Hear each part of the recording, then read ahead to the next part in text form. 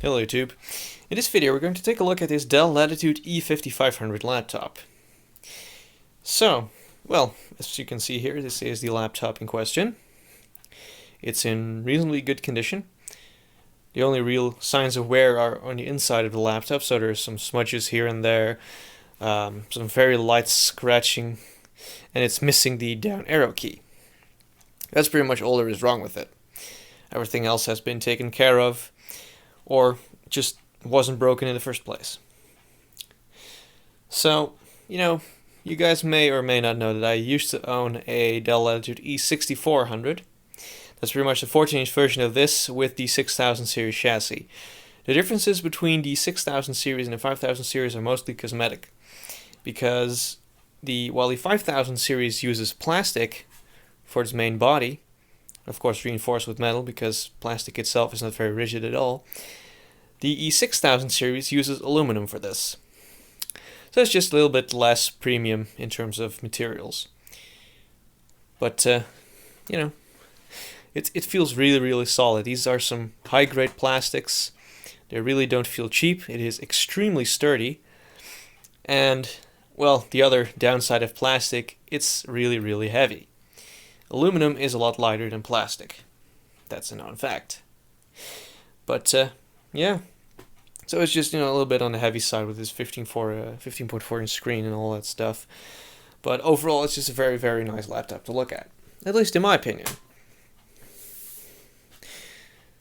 The only real signs of anything remotely metal is the top lid, which I believe, the lid itself is actually aluminum, and everything else underneath it, I don't really know if you can really see this on camera, but you can see there's a split here in the lid.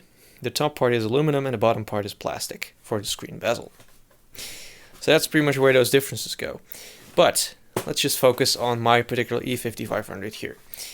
So, in terms of I/O, we get a serial port, of course absent on the 6000 series, which has DisplayPort and HDMI functionality usually.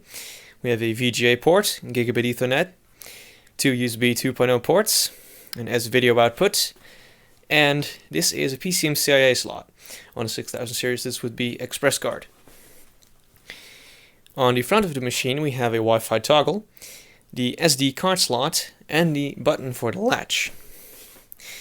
And on the right hand side of the laptop we have the DVD drive, which is not a burner, mini FireWire jack, your I/O for the the typical stuff, headphone and microphone, two more USB 2.0 ports, and the charger jack.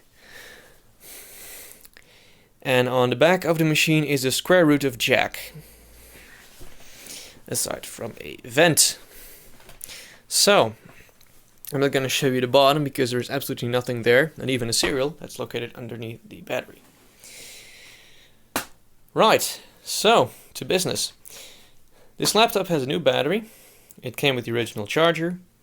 And when I got it, it also had a BIOS password on it, but I reflashed the service tag, so now the BIOS password is cleared. It was really the only way, because the service tag on this particular machine was not suitable for those master passwords.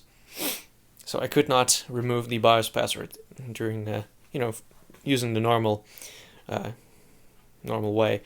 You would just generate one using an online tool, fill it in, and unlock the password, or unlock the BIOS. Didn't want to work on this one, so I had to change the service tag, reboot, and then everything was hunky-dory. Keyboard is in good condition. The trackpad is in good condition as well. Let me get that a little bit up to the camera so you can see. See here on the palm rest there's some slight smudges. I still have to clean this up. The trackpad does not really have that issue. And you can tell the keyboard is not very worn at all, it's just dirty. I will probably get a new keyboard for it because it's missing this key. The rubber dome is still intact, that's good. That means that I can still use this key to control the brightness of the display, because that is what it's used for. So that's pretty much the outside tour of the machine. Pretty much everything else is, basic, what you would expect from the Latitude series, like the speakers on the side of the keyboard. Just the overall very businessy look. And of course, the little ambient light sensor there near the Dell logo. So without further ado, let's actually boot it up and see how she works. There we go, let's enter the BIOS here.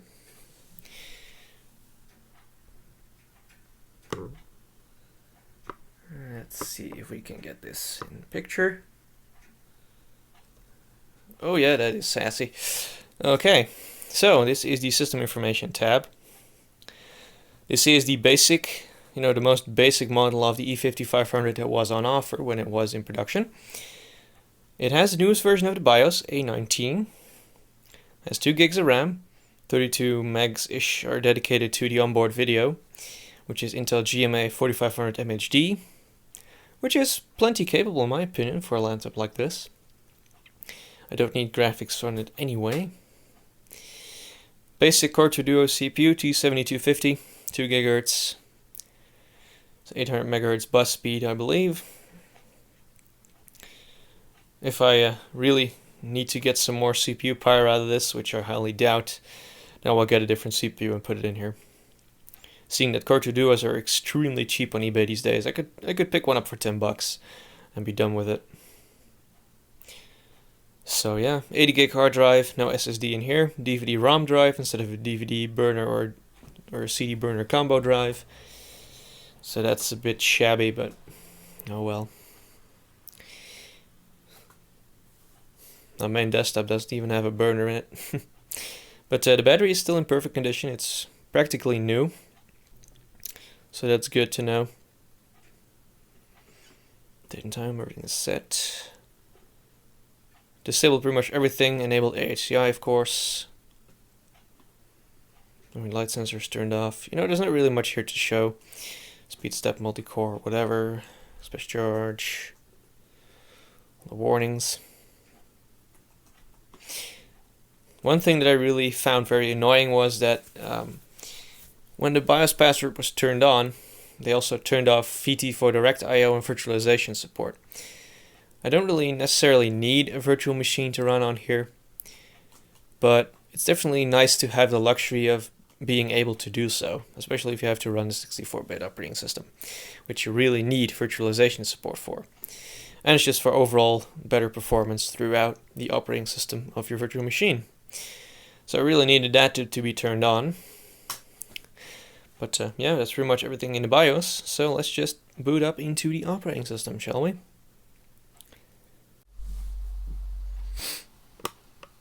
Right, so it is finishing booting up. It only takes a couple of seconds. It's not just the video editing that makes it seem like that. It actually doesn't take all that long. So as you can see, it is running Windows 10. It came with a Windows 7 Professional COA. I tried to use my TechBench scripts to upgrade it through the Microsoft certified way, but it would not complete the upgrade. It would just get stuck at finding updates in order to load the installation process for the upgrade. So what I did instead was I installed Windows 8.1. I had a key for that laying around, activated it, upgraded that to Windows 10. That's what you're looking at right now. And let's see if I can turn up the screen brightness a little bit. Okay, apparently this is max for today. Yep, it does seem like it. Oh well, could be worse. Apparently I have Classic Start installed. Okay, that's fine. Let's get up the system properties. It's a Seagate drive. It's pretty darn quick for what it is. And yeah, as you can see there, 2 GHz Core 2 Duo, 64-bit operating system. I went ahead and installed 64-bit because I have 4 gigs of RAM on the way. Ordered it from eBay for $12 or something. I paid $14 for 4 gigs of DDR2 laptop memory. I usually get my RAM these days from eBay because it's so much cheaper. Just order from Hong Kong. You know, when it turns up and it turns up to be broken, you can just contact the seller and they'll refund you no problem. You can keep all the stuff. So, no problems there. Really like doing it that way. So let's just fire up Firefox here. You know, overall system performance is pretty good, especially for what it is. I'm thinking about putting a small SSD in here because it only really needs to have tooling on it and some very basic software. I mean, like we'll probably put something like Office on here as well at some point. But we'll see about that. So yeah, I'm just gonna shut it down now because there's really not anything to show on this machine. I haven't decided yet which operating system will be on here permanently. For now it's Windows 10. And maybe I'll actually downgrade it back to 7 like I did with my desktop, just for compatibility's sake. But yeah, this concludes the video on my Dell Latitude E5500. Hope you enjoyed this video. I thank all for watching, and I'll see you guys in the next video.